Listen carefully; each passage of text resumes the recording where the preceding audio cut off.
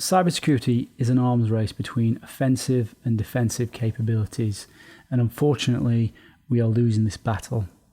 As users, we want better technology, doing cooler things, enabling us to do more.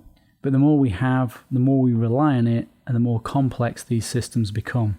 Complexity is the enemy of security. In fact, complexity is the nemesis of security, which is one of the main reasons why we're losing this arms race. I'm going to get you up to speed on security bugs and vulnerabilities and how they affect your security. A security bug and a vulnerability are actually the same thing, so they're synonyms for each other. So if I say security bug or vulnerability, it's the same thing. And it's an error. It's an error written into software that creates a potential for a threat agent, such as a hacker, to exploit it. So an example might be the recent Heartbleed bug, which you may have heard about because it was on mainstream news. This was a bug in something called OpenSSL, which enabled the decryption of internet traffic sent to vulnerable sites.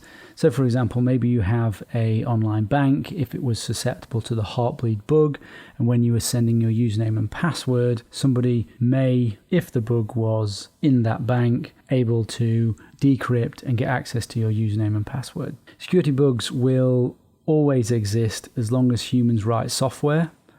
That might not be forever, but humans are fallible, so as long as humans write software, there's going to be security bugs. And it's no surprise, really, if you consider something like the Windows operating system. It's made up of millions and millions of lines of code. Humans are fallible, we will make mistakes, there will be security bugs. On the left here, you can see a diagram that represents your computer. And on the right, we have a diagram that represents the internet. And on each side, we have things that you care about. Security bugs can exist in your operating system, firmware, applications, things like Outlook, your media player, Adobe Acrobat, and a particular risk, they can exist in your browser and the extensions and add-ons within the browser. So for example, there could be a security bug in your Internet Explorer.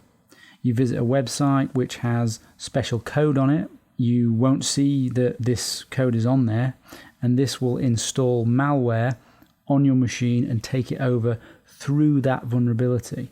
And maybe the consequences are that they choose to encrypt all your files and hold them to ransom, and do you pay the money to decrypt it? That's known as ransomware. And because you have things you care about online, we have to consider the security bugs that exist on internet sites and on the internet infrastructure. So maybe you use Dropbox, and there's a bug that is discovered by Dr. Evil on Dropbox, which gives him access to your files. And because Dropbox stores encryption keys, so encryption isn't going to save you, he will then have access to your files. There are two main types of bugs, really, that it's best to draw a distinction between, and those are the known and unknown bugs. So if we start with the known bugs or vulnerabilities have patches. And if you patch your system, you are safe against that bug. And we'll cover the best and easiest ways to do patching of all the things that need patching as we go through.